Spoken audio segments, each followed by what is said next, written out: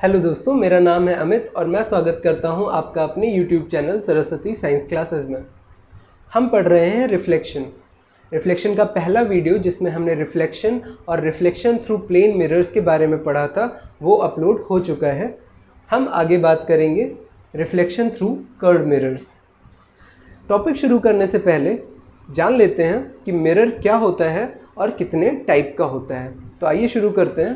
पहले बात करते हैं कि मिरर होता क्या है। तो कोई भी smooth surface which is polished from one side, जो एक तरफ से पॉलिश्ड हो, मिरर कहला सकती है। कोई भी स्मूथ सरफेस जो एक तरफ से पॉलिश्ड हो ताकि वो लाइट को आसानी से इवनली रेगुलरली रिफ्लेक्ट कर सके, ऐसी सरफेस को मिरर कहा जा सकता है। हमारे घरों में यूज़ होने वाला मिरर, एक नॉर्मल मेटल की शीट, ये सभी मिरर बन सकते हैं अगर वो रेगुलर रिफ्लेक्शन कर रहे हैं। अब बात करते हैं कि मिरर कितने टाइप के होते हैं। तो मिरर दो तरह के होते हैं। प्लेन मिरर, जिनके बारे में हम पहले बात कर चुके हैं। प्लेन मिरर्स ऐसे मिरर्स होते हैं जिनका रिफ्लेक्टिंग सरफेस प्लेन हो या फ्लैट हो या स्ट्रेट हो। आप देख सकते हो ये प्लेन मिरर है जिसका रिफ्लेक्टिंग सरफेस बिल्कुल फ्लैट है और एक तरफ से ये पॉलिश्ड है। तो ऐसे मिरर्स को हम लोग प्लेन मिरर्स कहते हैं। दूसरी तरफ कर्व्ड या स्फेरिकल मिरर्स क्या है। तो कर्व्ड मिरर्स ऐसे मिरर्स होते हैं जिनका रिफ्लेक्टिंग सरफेस कैसा होता है, कर्व्ड होता है। ऐसे मिरर्स को हम लोग कर्व्ड मिरर्स बोलते हैं या स्फेरिकल मिरर्स बोलते हैं। कर्व्ड मिरर्स को स्फेरिकल मिरर बोलने का एक और रीज़न ये है कि ये माना जाता है कि कर्व्ड मिरर्स एक स्फेयर से ही कट आउट करके निकाले जाते हैं। फॉर एग्ज़ाम्पल, ये एक स्फेयर है।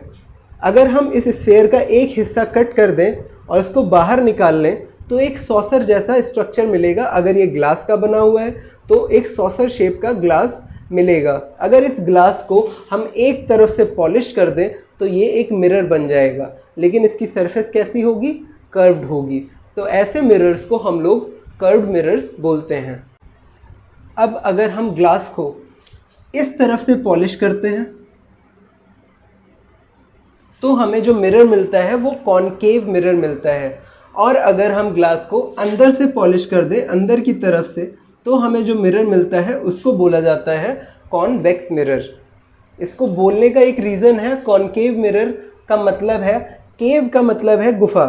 तो जब रिफ्लेक्टिंग सरफेस एक गुफा जैसी हो और पॉलिश सरफेस उभरी हुई हो, केव्ड शेप की होने की वजह से इस मिरर को कॉनकेव मिरर बोला जाता है, क्योंकि इसकी रिफ्लेक्टिंग सरफेस कैसी है, एक केव के जैसे शेप की है। ये याद करने का एक तरीका है, ठीक है। तो ये मिरर क्या कहलाता है, कॉनकेव मिरर। दूसरी तरफ अगर रिफ्लेक्टिंग सरफेस, ये पॉलिश्ड सरफेस है तो रिफ्लेक्टिंग सरफेस कौन सी हुई, ये वाली। ये रिफ्लेक्टिंग सरफेस अगर बाहर की तरफ उभरी हुई है, बल्ज्ड है, तो हम बोलते हैं ये मिरर कौन सा है, कॉन्वेक्स मिरर है। यहाँ पे रिफ्लेक्टिंग सरफेस कैसी है, बल्ज्ड है, और यहाँ पे रिफ्लेक्टिंग सरफेस कैसी है, केव्ड है, ठीक है। तो इसी वजह से जो मिरर्स हैं वो दो तरह के हो सकते हैं, या कर्व्ड मिरर्स दो तरह के हो सकते हैं, कॉनकेव मिरर और कॉन्वेक्स मिरर। इनके बारे में और डिटेल में हम बात करेंगे आगे। आइए आगे बात कर लेते हैं terms related to curved mirrors. Curved mirrors या उनके रे डायग्राम्स में जिन टर्म्स की हमें ज़रूरत पड़ने वाली है उनकी बात करते हैं। तो आप देख सकते हो ये एक कर्व्ड मिरर है, एक तरफ से पॉलिश्ड है। मैंने एग्जाम्पल के लिए कॉनकेव मिरर लिया है, आप कॉन्वेक्स भी ले सकते हो, दोनों में कॉन्सेप्ट सेम होता है। अगर ये कर्व्ड मिरर है तो ये एक स्फेयर का हिस्सा होगा, ठीक है। तो हमने क्या किया है, इस कर्व्ड मिरर पे के सेंटर से एक लाइन को पास कराया है और फिर उसके बाद कुछ पॉइंट्स आए हैं जिनके बारे में हमें डिस्कस करना है। तो शुरू करते हैं। पहले ये मिरर कौन सा मिरर है, एक कॉनकेव मिरर है या एक कर्व्ड मिरर है। इस कर्व्ड मिरर के सेंटर को बोलते हैं पोल। इस कर्व्ड मिरर, जो सॉसर जैसा स्ट्रक्चर बना था कर्व्ड मिरर का, उसका जो सेंटर होता है उसको क्या बोला जाता है, पोल बोला जाता है।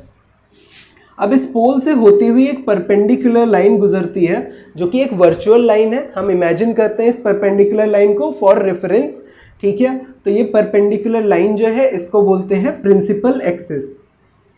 क्या बोलते हैं, प्रिंसिपल एक्सिस। ठीक है, अब इस लाइन पर आप इमेजिन करिए कि ये कर्व मिरर जो है, इसको अगर हम कंप्लीट कर दें तो ये क्या बन जाएगा, एक स्फेयर बन जाएगा। उस स्फेयर का, उस इमेजिनरी, एक इमेजिनरी स्फेयर है, इस इमेजिनरी स्फेयर का जो सेंटर होगा, अगर ये एक स्फेयर से कट हुआ है, ये कर्व मिरर एक स्फेयर से कट होकर निकला है, तो इस स्फेयर का कोई ना कोई सेंटर होगा। उसी सेंटर को हम लोग बोलते हैं सेंटर ऑफ कर्वेचर। जैसे यहाँ पर भी एक स्फेयर की तरह वर्क कर रहा है, स्फेयर की तरह दिखाई दे रहा है। इस स्फेयर का जो सेंटर है, इमेजिनरी सेंटर, उस इमेजिनरी सेंटर को बोला जाता है सेंटर ऑफ कर्वेचर।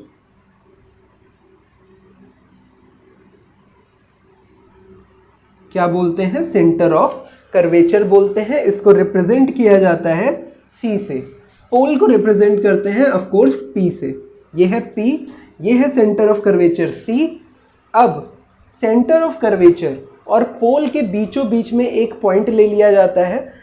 ठीक है, ये मिड पॉइंट जो सेंटर ऑफ कर्वेचर और पोल के बीचों बीच में है, इसको बोलते हैं फोकस। इसको बोलते हैं फोकस। अब एक बार फिर से रिवाइज कर लेते हैं। ये आपका कर्व मिरर है, इस कर्व मिरर के सेंटर को बोलते हैं पोल। पोल से परपेंडिकुलर लाइन जो पास होती है उसको बोलते हैं प्रिंसिपल एक्सिस। प्रिंसिपल एक्सिस पे जो इस कर्व मिरर का सेंटर है उसको लिया जाता है और बोला जाता है सेंटर ऑफ कर्वेचर। ये क्या है, कर्वेचर है, और इस कर्वेचर का जो सेंटर है उसको बोलते हैं centre of curvature. Centre of curvature और पोल के बीचों बीच में जो पॉइंट होता है उसको बोलते हैं फोकस। दो पॉइंट्स और हैं जिनके बारे में बात करते हैं। ये है फोकस। ठीक है, अब पोल से फोकस तक की जो दूरी होती है उसको बोलते हैं मिरर की फोकल लेंथ। ठीक है, पोल से फोकस तक की दूरी को बोलते हैं फोकल लेंथ, जिसको स्मॉल एफ से रिप्रेजेंट करते हैं। इसको रिप्रेजेंट करते हैं स्मॉल एफ से, और ये क्या है, फोकल लेंथ है। और पोल से सेंटर ऑफ कर्वेचर तक की दूरी जो होती है उसको बोलते हैं रेडियस ऑफ कर्वेचर।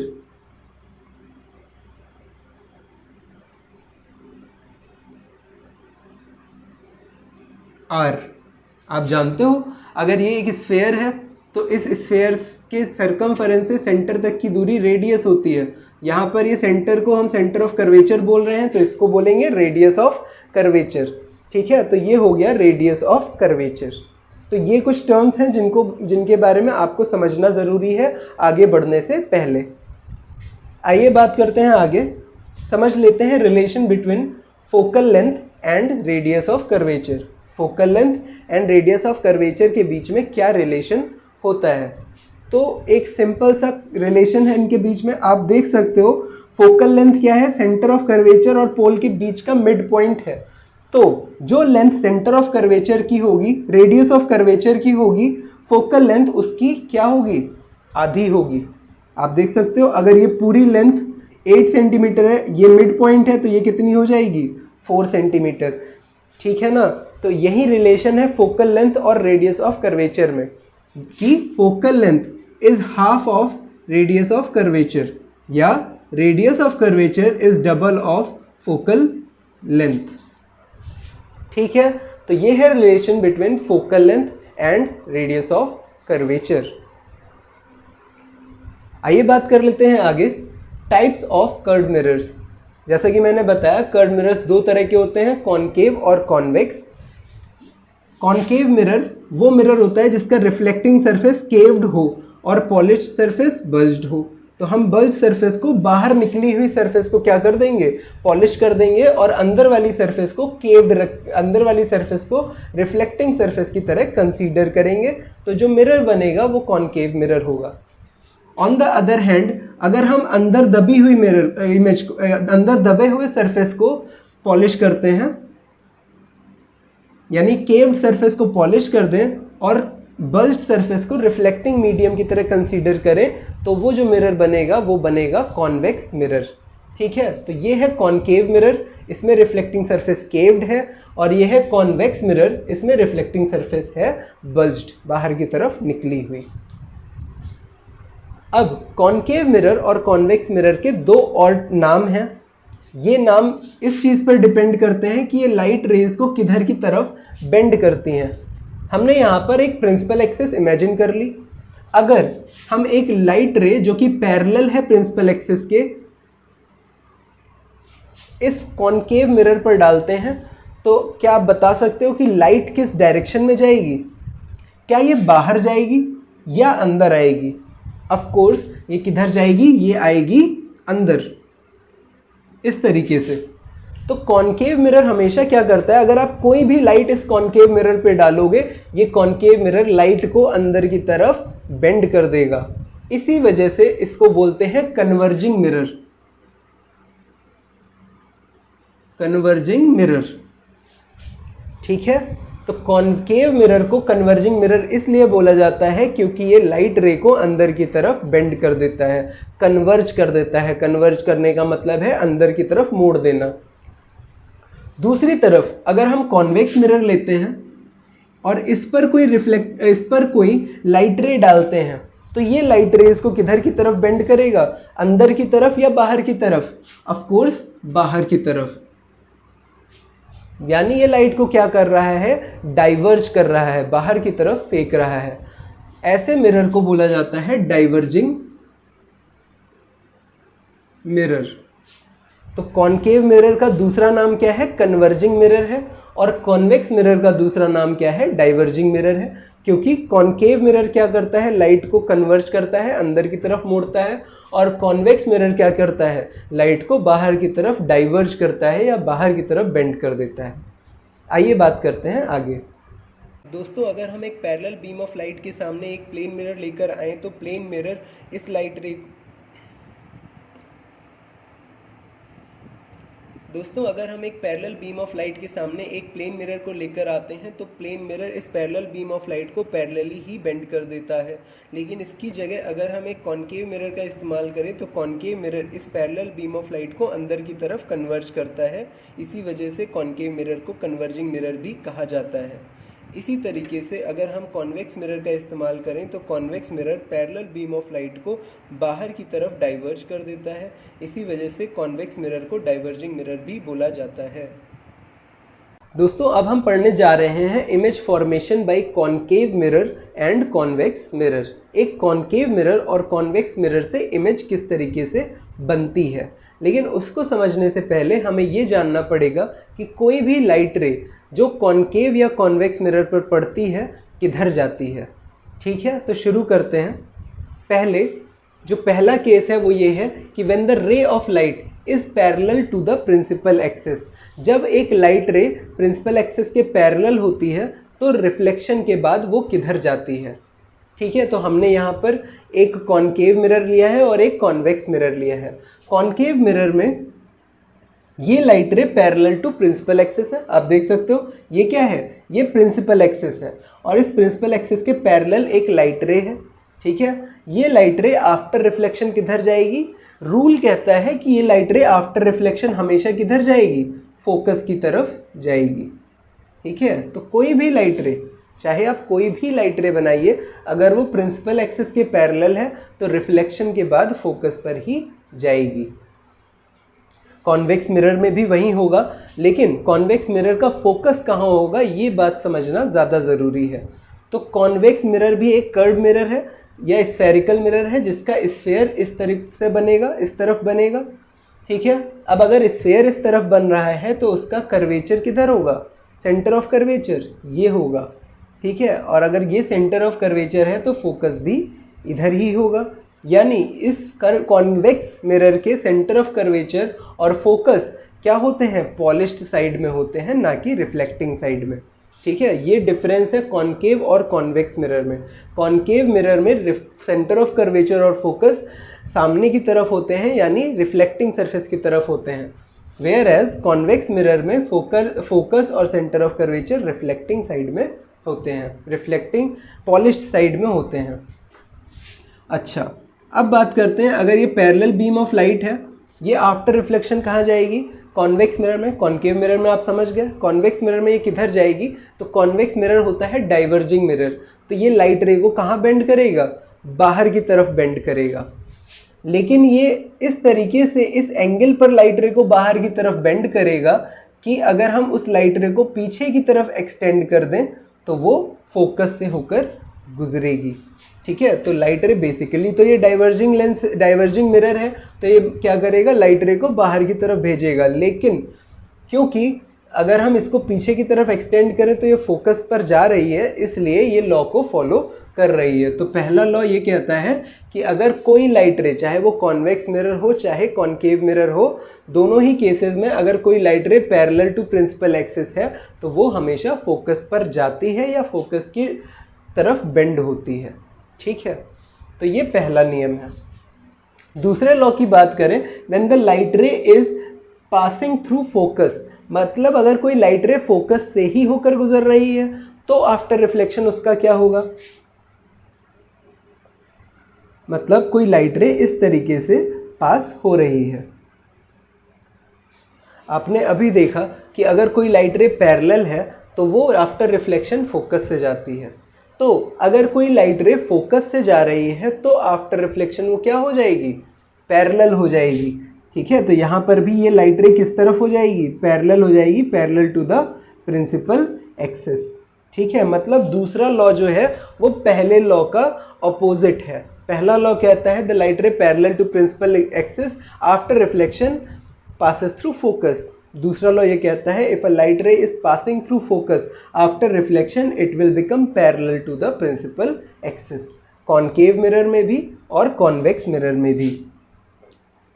जैसे ये कोई लाइट रे है, अब ये लाइट रे फोकस पे तो हो नहीं सकती, लेकिन अगर फोकस पर इंक्लाइंड है इस तरीके से, अगर हम इस फोकस के एंगल पर इसको डालते हैं, ठीक है, आप देख सकते हो इसको अगर हम आगे एक्सटेंड करेंगे तो ये फोकस पर जाएगी।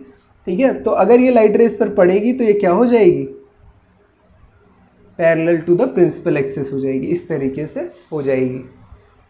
ठीक है, तो ये दूसरा लॉ है। तीसरा लॉ कहता है when a light ray is passing through centre of curvature, अगर कोई लाइट रे सेंटर ऑफ कर्वेचर पर होकर गुजर रही है तो आफ्टर रिफ्लेक्शन उसका क्या होगा? तो बहुत सीधा सा नियम है कि अगर कोई लाइट रे सेंटर ऑफ कर्वेचर से होकर गुजरती है, ठीक है, तो आफ्टर रिफ्लेक्शन वो टकरा कर उसी पाथ पर वापस आ जाती है। ठीक है, if a light ray is passing through centre of curvature after reflection it will bounce back to its initial path, वो अपने ही इनिशियल पाथ पर वापस चली जाएगी। ठीक है, यहाँ पर भी और वहाँ पर भी। अब यहाँ पर लाइट रे किस तरीके से होगी? इस तरीके से। ठीक है, यहाँ तो वो जा नहीं सकती, तो यहाँ पर हम इमेजिनरी लाइन खींच देंगे। ये लाइट रे यहाँ पर टकरा रही है और टकराने के बाद वापस जा रही है।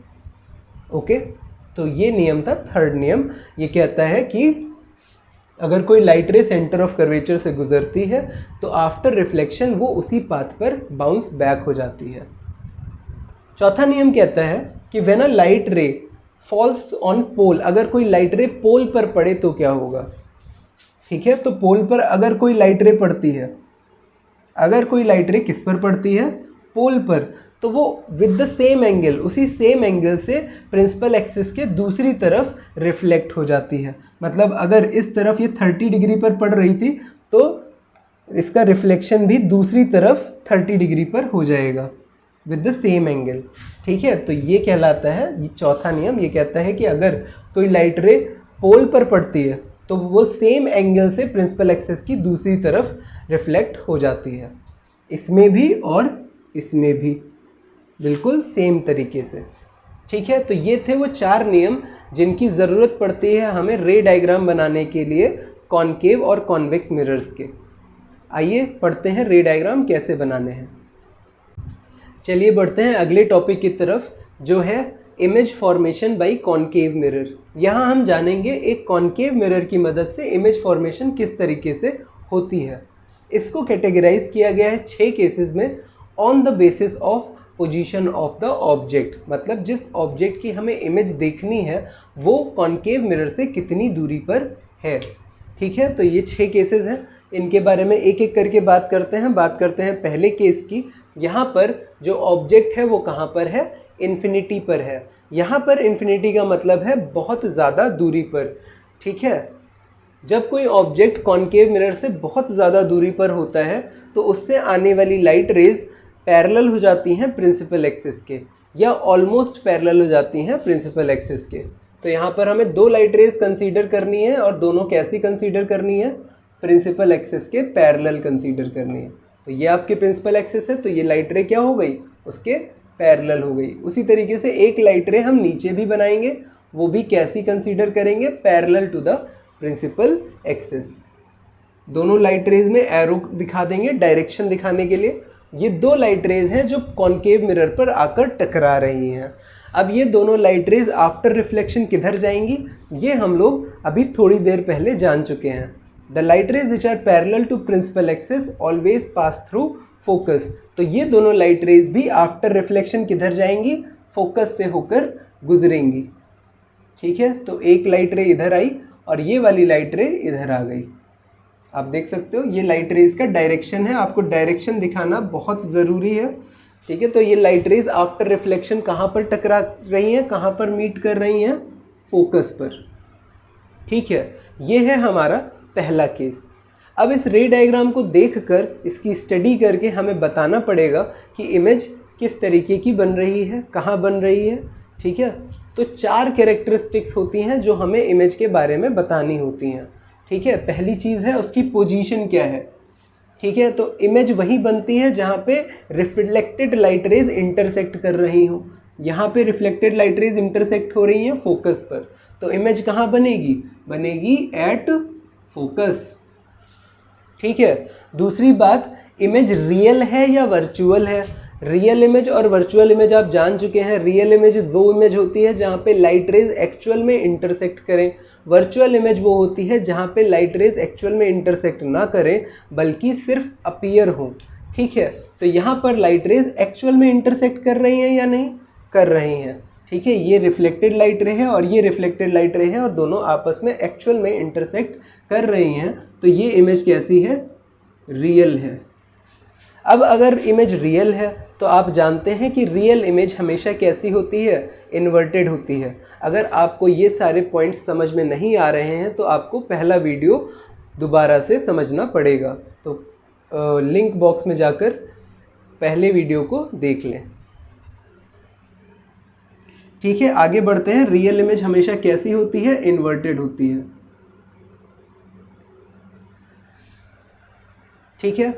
आगे बढ़ें। पहली चीज़ हो गई इमेज कहाँ बनी, पोजीशन। दूसरी चीज़ उसका नेचर कैसा है, रियल है या वर्चुअल है।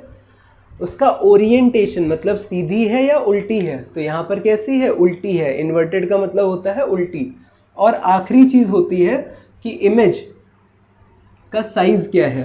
तो यहाँ पर जो इमेज बन रही है वो बिल्कुल पॉइंट के जैसी बन रही है, यानी इसका साइज़ क्या है, पॉइंट साइज्ड है, या कुछ बुक्स में आपको दिखाई देगा हाईली डिमिनिश्ड,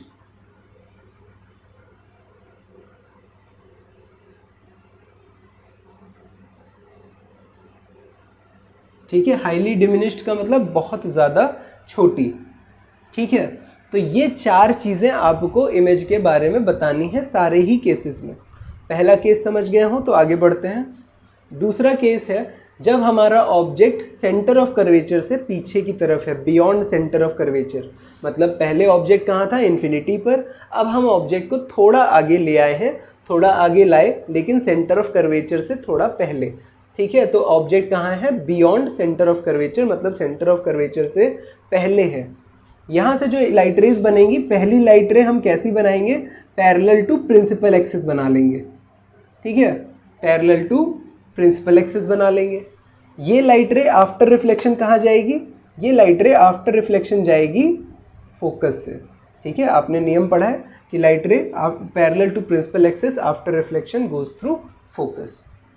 दूसरी लाइट रे को हमें बनाना है और वो हम किसी भी तरीके से बना सकते हैं। हम उसको पास करा सकते हैं सेंटर ऑफ कर्वेचर से, हम उसको पास करा सकते हैं फोकस से, या हम उसको पास करा सकते हैं पोल से, ठीक है। हम तीनों केसेस में से कोई भी एक केस ले सकते हैं, तीनों में ही हमें सेम रिजल्ट मिलेगा। यहाँ पर हम लाइट रे को पास करा रहे हैं फोकस से, ठीक है। तो ये लाइट रे फोकस से होकर गुजर रही है। आफ्टर रिफ्लेक्शन ये लाइट रे कहाँ जाएगी, ये है सेकेंड लॉ। सेकेंड लॉ ये कहता है कि if a light ray is passing through focus after reflection it will become parallel to the principal axis. Reflection के बाद ये प्रिंसिपल एक्सिस के पैरेलल हो जाएगी। मतलब आफ्टर रिफ्लेक्शन हमें लाइट रे को कैसा कर देना है, parallel to the principal axis कर देना है। अब ये लाइट रे यहाँ पर इंटरसेक्ट हो रही है, ठीक है। जहाँ पर भी रिफ्लेक्टेड लाइट रेज, ये वाली रिफ्लेक्टेड लाइट रे और ये वाली रिफ्लेक्टेड लाइट रे कट करेंगी, वहीं पर इमेज बनती है। तो इमेज कहाँ बन रही है, यहाँ पर बन रही है, ठीक है। जहाँ पर भी कट कर रही हैं, क्योंकि लाइट रे आ कहाँ से रही थी, पॉइंट ए से, तो जहाँ पर मीट करेंगी वहाँ पर भी कौन सा पॉइंट होगा, ए की इमेज बनेगी, यानी ए डैश, और एंड पर क्या होगा, बी डैश। तो यहाँ पर हमें एक इमेज मिल गई ए डैश बी डैश। आइए अब बात कर लेते हैं इमेज की प्रॉपर्टीज़ की। तो इमेज की पहली प्रॉपर्टी की कहाँ बन रही है, what is the position of the image. तो इमेज बन रही है, आप देख सकते हो, फोकस और सेंटर ऑफ कर्वेचर के बीच में कहीं, ठीक है। तो मतलब बिटवीन सी एंड एफ, सी और एफ के बीच में। दूसरी बात, रियल है या वर्चुअल, तो यहाँ पर भी लाइट रेज एक्चुअल में इंटरसेक्ट करी है, यानी इमेज कैसी है, रियल है, ठीक है। और इमेज रियल है तो कैसी होगी, इन्वर्टेड होगी। आप यहाँ देख भी सकते हैं, इस केस में आप देख सकते हैं कि आपका ऑब्जेक्ट स्ट्रेट था तो इमेज कैसी है, इन्वर्टेड है, ठीक है। इसका एरो ऊपर था और इसकी एरो किधर है, नीचे की तरफ है, तो इमेज कैसी है, इन्वर्टेड है। फोर्थ केस कि इसका साइज़ कैसा है, आप देख सकते हो ऑब्जेक्ट से इस इमेज का साइज़ थोड़ा सा छोटा है, यानी डिमिनिश्ड। डिमिनिश्ड का मतलब है छोटा, हाईली डिमिनिश्ड का मतलब था बहुत ज़्यादा छोटा, यहाँ पे थोड़ा सा छोटा, ठीक है। तो इमेज कैसी होती है, छोटी होती है। बात करते हैं तीसरे केस की। यहाँ पर ऑब्जेक्ट कहाँ है, at C, centre of curvature. तो आप क्या ऑब्जर्व कर रहे हो, ऑब्जेक्ट धीमे धीमे आगे की तरफ बढ़ रहा है, पहले इन्फिनिटी पर था, अब बियॉन्ड सी है, यहाँ पर एट सी है, सी पर आ गया है, ठीक है। जब ऑब्जेक्ट सी पर है तो देखते हैं किस तरीके की इमेज बनेगी। हमें वही काम करना है, पहली लाइट रे कैसे बनानी है, पैरेलल टू प्रिंसिपल एक्सिस। ये काम तो हमें सारे के सारे केसेस में करना है, पहली light ray parallel to principal axis बनानी है, ठीक है। अब ये light ray parallel to principal axis है तो ये कहाँ जाएगी, आफ्टर रिफ्लेक्शन जाएगी फोकस के थ्रू, ओके। ये लाइट रे फोकस के थ्रू जा रही है। दूसरे केस में हम क्या करेंगे, दूसरे केस में जो लाइट रे हम बनाएंगे वो पास करेंगे फोकस से, ठीक है। आप पोल से भी कर सकते हो, लेकिन वही रूल फॉलो करना पड़ेगा जो रूल कहता है, ठीक है। अगर पोल से पड़ेगी तो पोल से उसी सेम एंगल से प्रिंसिपल एक्सिस की दूसरी डायरेक्शन में रिफ्लेक्ट होगी। अगर फोकस से बना रहे हैं, जैसा कि हम बना रहे हैं यहाँ पर, अगर लाइट रे फोकस से पास हो रही है तो after reflection it will become parallel to the principal axis, ठीक है। ये प्रिंसिपल एक्सिस के पैरेलल हो जाएगी। अगर हम डायग्राम को सही तरीके से बनाते हैं विदाउट एनी मिस्टेक, तो हमारी इमेज जो बनेगी वो कहाँ बनेगी, बिल्कुल वहीं पर बनेगी जहाँ पर हमारा ऑब्जेक्ट था, ठीक है। मतलब एट सी, कहाँ पर, सी पर। ये हमारा ए डैश, ये हमारा बी डैश। तो हमारी इमेज वहीं बनी जहाँ पे हमारा ऑब्जेक्ट था, मतलब सेंटर ऑफ कर्वेचर पर, ठीक है। अपने रे डायग्राम्स को एक्यूरेट बनाने के लिए आपको ध्यान रखना है कि पोल से फोकस की दूरी और फोकस से सेंटर ऑफ कर्वेचर की दूरी बिल्कुल सेम होनी ज़रूरी है। अगर ये डिस्टेंसेस थोड़ी बहुत भी कम ज़्यादा हैं तो आपका रे डायग्राम सही नहीं बनेगा, ठीक है। यहाँ पर आप देख सकते हो कि इमेज वहीं बन रही है जहाँ पर ऑब्जेक्ट था। मतलब इमेज के बारे में बात करें तो इमेज कहाँ बन रही है, at C, centre of curvature पर। इमेज रियल है या वर्चुअल, आप अब समझ गए हैं कि इमेज कैसी है, रियल। रियल इमेज हमेशा कैसी होती है, इन्वर्टेड। आप देख सकते हो यहाँ पे इमेज इन्वर्टेड है, यानी उल्टी है, ठीक है। चौथी बात, इमेज का साइज़ क्या है, तो इमेज उसी साइज़ की होगी जिस साइज़ का हमारा ऑब्जेक्ट था, मतलब सेम साइज़। क्लियर है। तो इस तरीके से हमने जाना कि इमेज का नेचर क्या क्या है। आइए बात कर लेते हैं आगे फोर्थ केस की। जब हमारा ऑब्जेक्ट और आगे बढ़ जाएगा अब ये ऑब्जेक्ट कहाँ पहुँच जाएगा, सेंटर ऑफ कर्वेचर और फोकस के बीच में, सेंटर ऑफ कर्वेचर और फोकस के बीच में। हम वही कॉन्सेप्ट फिर से लगाएंगे, पहले एक ray of light which is parallel to the principal axis and after reflection it will pass through focus. Reflection के बाद ये कहाँ जाएगी, फोकस से होकर गुजरेगी। ठीक है, ये लाइट रे बना ली हमने। दूसरी लाइट रे हम पोल से या फोकस से पास करा सकते हैं। हमने क्या किया, हमने दूसरी लाइट रे को फोकस से होकर गुजारा। आप देख सकते हो यहाँ पर काफ़ी ज़्यादा मिरर के बाहर जा रही है लाइट, तो हमें क्या करना पड़ेगा, आप या तो मिरर को थोड़ा एक्सटेंड कर लो इधर, या तो आप पोल से लाइट रे को बनाओ। अगर आप फोकस मिरर को थोड़ा एक्सटेंड करके फोकस से ही लाइट रेज बनाते हो तो ये लाइट रे आफ्टर रिफ्लेक्शन कहाँ जाएगी,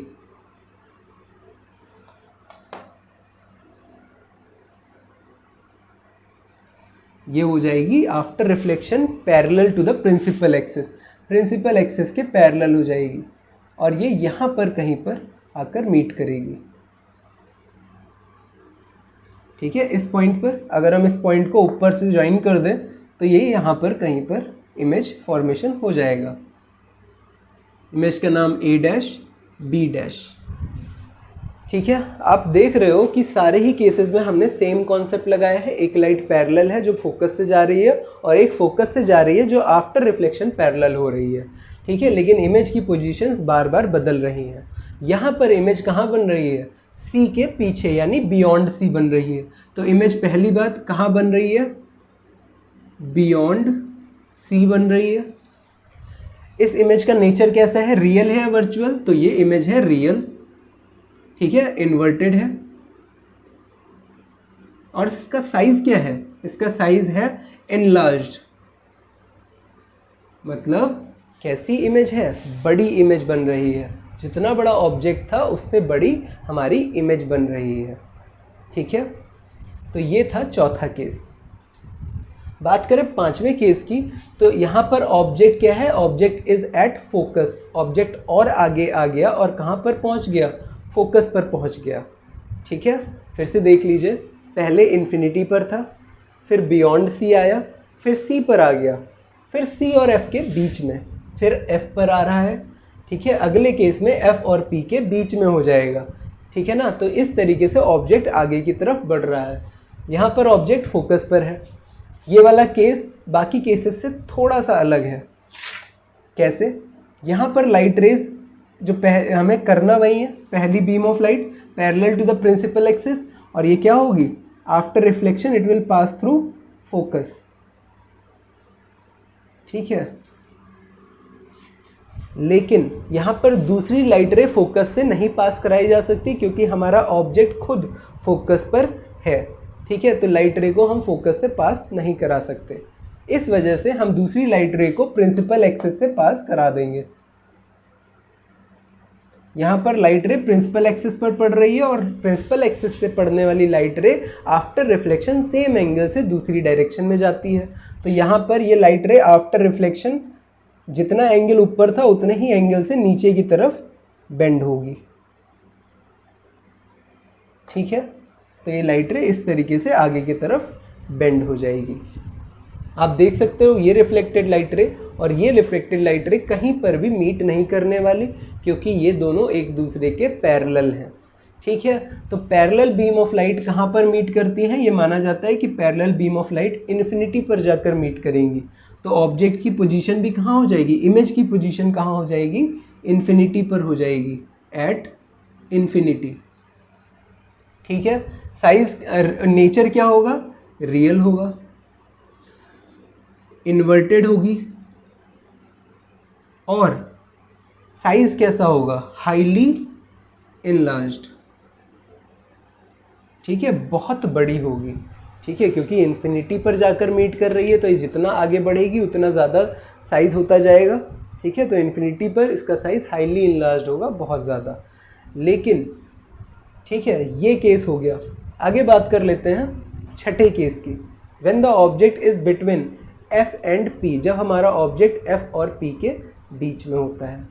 ठीक है, ये लास्ट केस है। इसके आगे ऑब्जेक्ट P पर तो हो नहीं सकता, तो कहीं और और कोई केस एग्जिस्ट नहीं करता। तो ये लास्ट केस है जब हमारा ऑब्जेक्ट एफ और पी के बीच में है।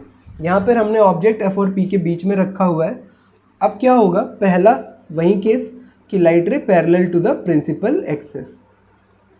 यहाँ पर हम लाइट रे को parallel to the principal axis बनाएंगे और आफ्टर रिफ्लेक्शन फोकस से पास करा देंगे।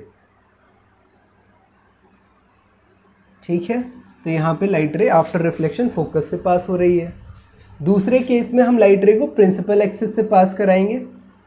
हम बहुत ध्यान से देख लेंगे कि ये एंगल क्या है, उसी सेम एंगल से हम लाइट रे को दूसरी डायरेक्शन में बेंड करेंगे।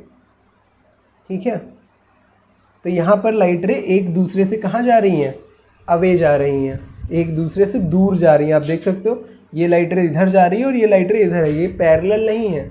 एक दूसरे के पैरेलल ना होने की वजह से ये लाइट रे इन्फिनिटी पर भी मीट नहीं करेंगी। इस वजह से हमें क्या करना पड़ेगा, इस लाइट रे को आगे की तरफ एक्सटेंड करना पड़ेगा। तो हम क्या करते हैं, प्रिंसिपल एक्सिस को आगे बढ़ा लेंगे। ठीक है, इन लाइट रेज को पीछे की तरफ एक्सटेंड कर देंगे। जहाँ पर ये दोनों लाइट रेज एक दूसरे को इंटरसेक्ट करेंगी वहीं पर हम अपना ऑब्जेक्ट बना देंगे ए डैश बी डैश। लेकिन आप सभी देख रहे हैं कि यहाँ पे लाइट रेज एक्चुअल में इंटरसेक्ट नहीं कर रही, हमने सिर्फ लाइट रेज को आगे की तरफ एक्सटेंड कर दिया है। ठीक है, क्योंकि जो ऑब्जर्वर यहाँ पर होगा, जो इस इमेज को देख रहा है, उसके लिए लाइट रेज बाहर की तरफ आती हुई दिखाई दे रही हैं। हमारा ब्रेन इन लाइट रेज को पीछे की तरफ इमेजिन कर लेता है, एक्सटेंड कर देता है, और जहाँ पर भी वो कट करती हैं उसी को सोर्स की तरह कंसीडर कर लेता है। तो यहाँ पर भी सोर्स को, यहाँ पर इमेज इस सोर्स की तरह काम कर रही है और हमारा ब्रेन इस इमेज को इमेजिन कर ले रहा है। तो जो इमेज यहाँ पर बन रही है वो किस तरह की इमेज है, इमेजिनरी इमेज या वर्चुअल इमेज है। तो यहाँ पे इमेज की बात करें तो इमेज कैसी है, पहली बात इमेज कहाँ बन रही है, बिहाइंड द मिरर बन रही है।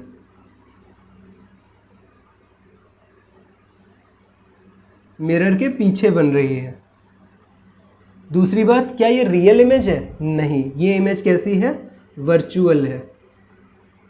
कैसी इमेज है, वर्चुअल इमेज है। यहाँ पर लाइट रेज एक्चुअल में इंटरसेक्ट ना कर कर सिर्फ अपीयर हो रही हैं, महसूस हो रही हैं। तो ये कैसी इमेज है, वर्चुअल।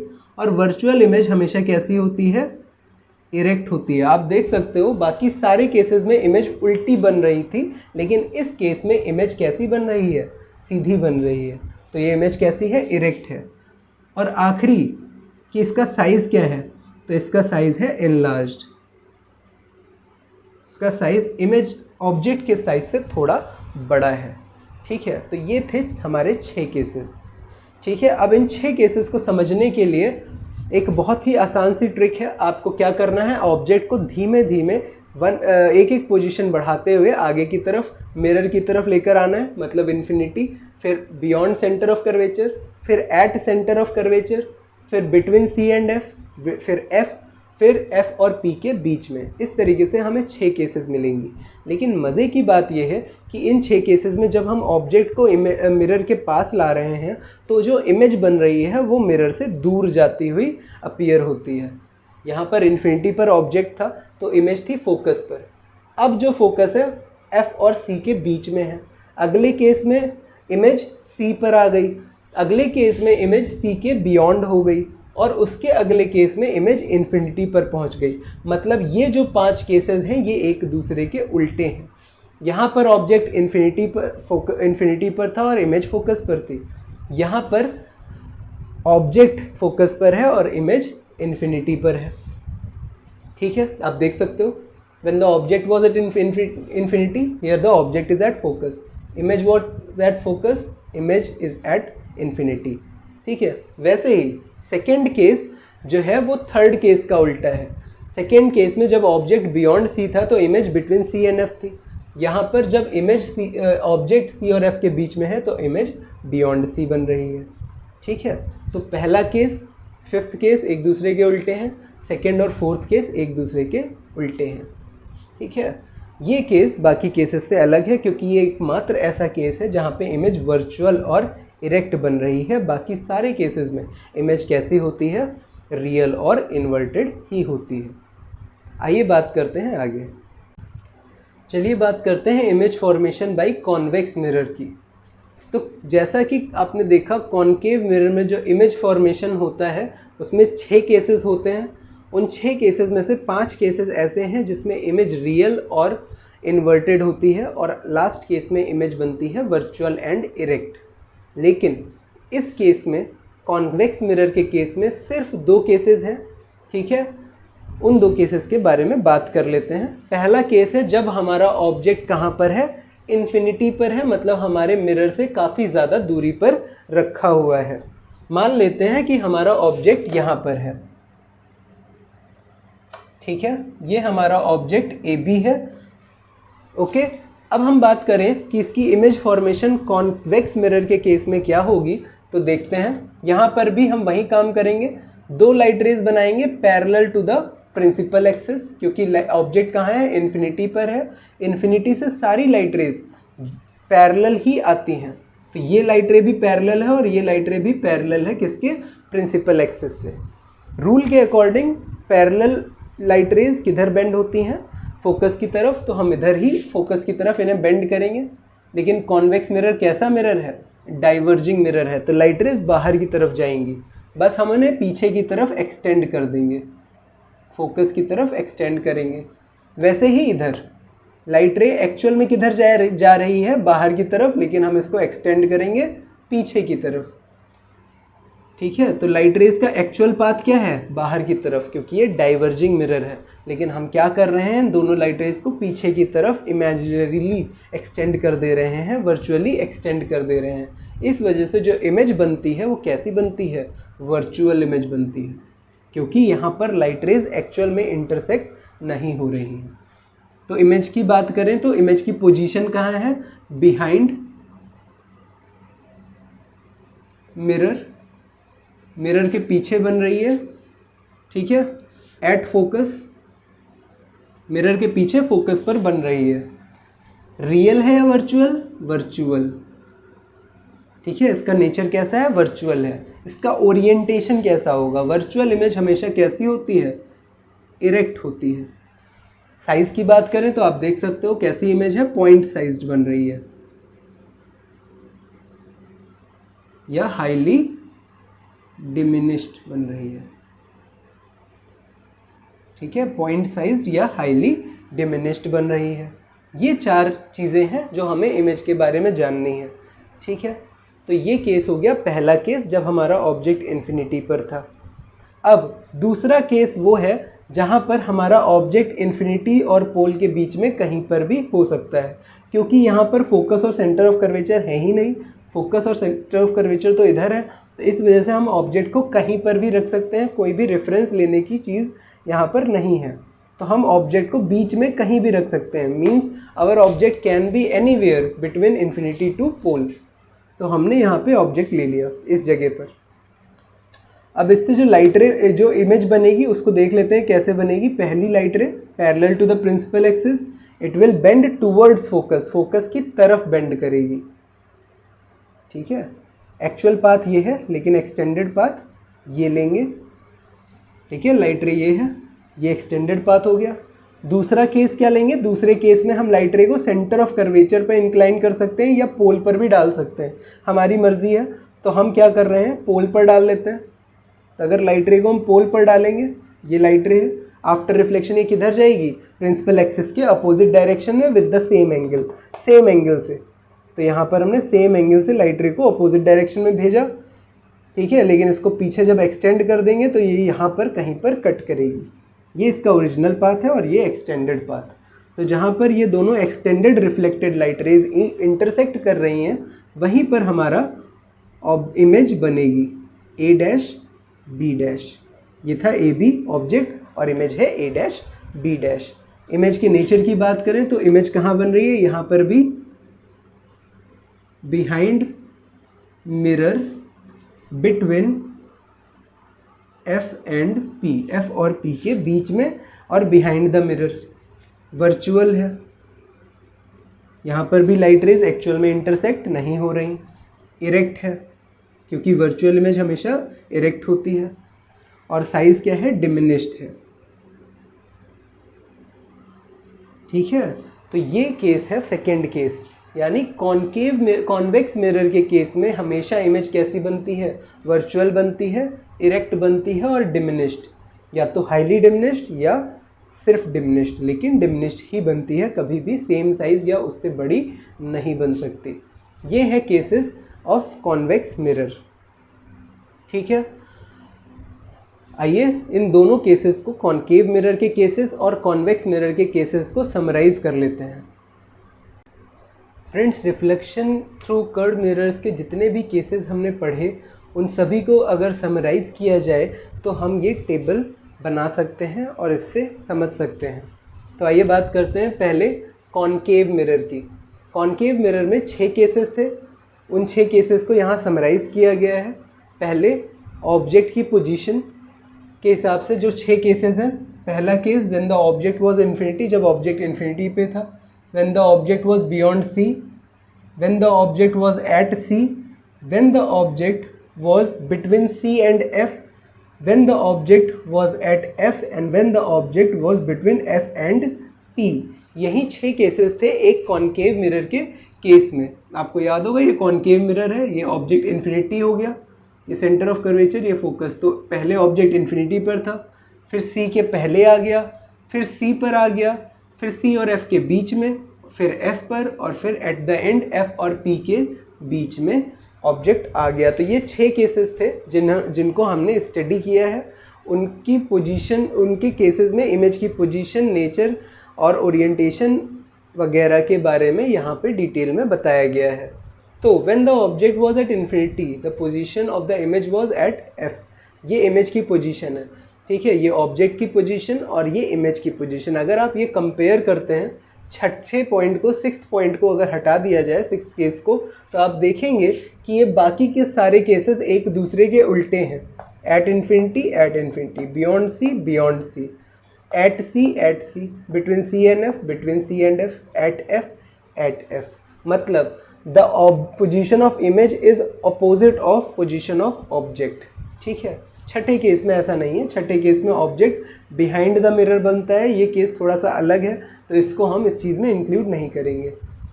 बाकी के 5 केसेस में इमेज कैसी बन रही थी, रियल और इन्वर्टेड बन रही थी। छठे केस को छोड़कर, छठे केस में इमेज वर्चुअल और इरेक्ट बनती है। और साइज़ की बात करें तो साइज़ धीमे धीमे बढ़ रहा है। सबसे पहले साइज़ था पॉइंट साइज्ड, फिर साइज़ ऑफ द इमेज थोड़ा सा बढ़ा, यानी छोटा था लेकिन थोड़ा सा बढ़ा।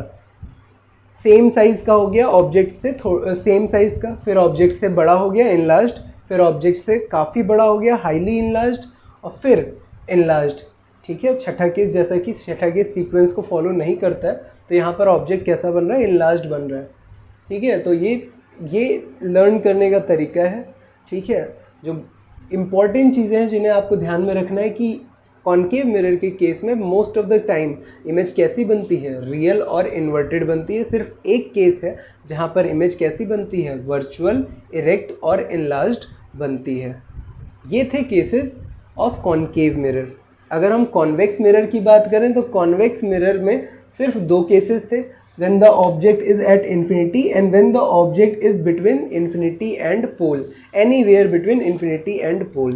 ठीक है, when the object was at infinity, जब ऑब्जेक्ट इन्फिनिटी पर था तो इमेज कैसी बनती है, इमेज बनती है फोकस पर, इमेज was at फोकस। लेकिन क्योंकि कॉन्वेक्स मिरर का फोकस बिहाइंड द मिरर होता है, मिरर के पीछे होता है, तो इमेज भी बिहाइंड द मिरर ही बनती है, वर्चुअल बनती है और इरेक्ट बनती है और छोटी होती है, पॉइंट साइज्ड। ठीक है, तो आप इसको कंपेयर कर सकते हैं पहले केस से। कॉनकेव मिरर और कॉन्वेक्स मिरर का पहला केस में काफ़ी चीज़ें सेम है, जैसे image was at focus, image was at focus, image was point sized, image was point sized. लेकिन डिफरेंस क्या है, डिफरेंस ये है कि कॉनकेव मिरर में रियल और इन्वर्टेड इमेज बन रही थी और यहाँ पे वर्चुअल और इरेक्ट इमेज बनती है। दूसरा केस है when the object was between infinity and pole. ठीक है, तो इमेज कहाँ बन रही है, between focus and pole, behind the mirror लेकिन फोकस और पोल के बीच में। और इस केस में भी इमेज कैसी होती है, वर्चुअल और इरेक्ट होती है और डिमिनिश्ड होती है।